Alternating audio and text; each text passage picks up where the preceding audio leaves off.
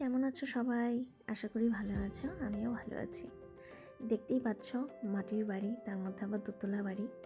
শুনেছি যে মাটির বাড়িতে নাকি গরমকালে বেশ ঠান্ডা থাকে আর শীতকালে নাকি গরম থাকে। এটা কি সত্যি? যদি তোমরা জেনে থাকো তাহলে অবশ্যই কমেন্ট করে জানাবে।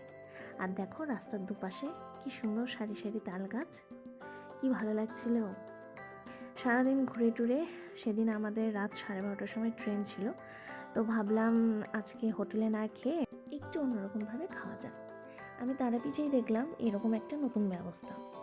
সেই অন্যরকমটা আর কিছুই না, তোমরা যদি চিকেন বা মাটন খেতে চাও তাহলে তোমরা দোকান থেকে নিজেরাই কিনে এনে এনারা রান্না করে, এনাদেরকে দিয়ে দিলে এনারা সুন্দর করে রান্না করে তোমাদেরকে দিয়ে দেবে। তো আমরা মাটন কিনেছিলাম, তো মাটন কিনে আলু টমেটো কিনে দিয়েছিলাম, তো ইনি রান্না করে দিয়েছিল। আর তার সঙ্গে আমরা চালও দিয়েছিলাম যাতে ভাত করে দেয়।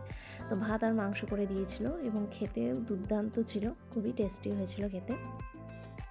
তো আমরা খাওয়া দাওয়া করে লাগেজ নিয়ে চলে এসেছি স্টেশনে। দেখতেই পাচ্ছ বসে আছি, ট্রেন দেখছি। আমাদের ট্রেনের টাইম ছিল রাত 12:30।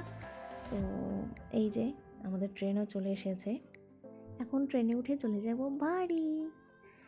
দুদিনের দারুণ ঘুরলাম, তারামাকে পুজো দিলাম, দর্শন করলাম, সব মিলিয়ে খুব ভালোভাবে কাটলো। তো তোমরা যারা যারা আসোনি প্লিজ এসে ঘুরে যেও। ভালো থেকো সবাই, বাই বাই, দেখা হচ্ছে নেক্সট ভ্লগে।